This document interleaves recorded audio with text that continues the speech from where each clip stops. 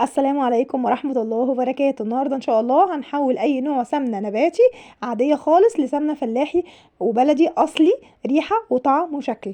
النهاردة محتاجين معانا كيلو من السمنة، اي نوع سمنة نباتي انتي بتشتريها، وقصادها كيلو من اللبن.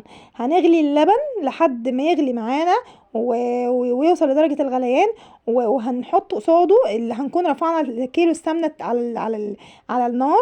اول ما تغلي السمنة هننزل بكيلو اللبن عليها، وهنستمر في التقليب كده. هنقلب اللبن بالسمنة لفترة طويلة لحد ما تفصل معانا واللبن يتحول معانا لمرتة. هنتن نقلب وهنوطي على يعني اقل نار عندك، النار بتاعت القهوة الصغيرة، وهنتن متابعينها مش هنسيبها. نوطي عليها خالص ونتن جنبها ونستمر في التقليب، اللبن مع السمنة هيتحول وهيفصل وهيبقى معانا مرتة. هنتن نقلب لحد ما نلاقي اللبن ده ادانا المرتة الجميلة بتاعتنا البني اللي احنا بنحبها. وهننزل بشوية ملح بعد كده علشان المرتة تدينا يعني نبقى استفدنا بالسمنة وكمان استفدنا بالمرتة.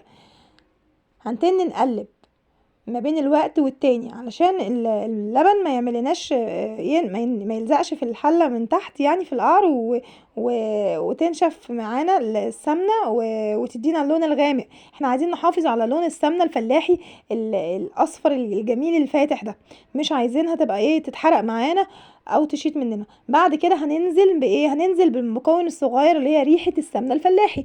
هتشتريها من عند اي حد عطار.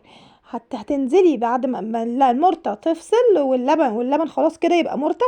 هتنزلي بريحة السمنة الفلاحة دي على السمنة وهتقلبيها. بصوا يعني السمنة هنا خلاص يعني ساحت معانا واتحولت لبلدي. وبكده زي ما انتوا شايفين السمنة معانا بقت بلدي. ويعني الفيديو مش عارفة هو موضح ولا لا، هي مش غامقة زي ما هو مبين في الفيديو. لونها جميل جدا، ريحتها بقت روعة.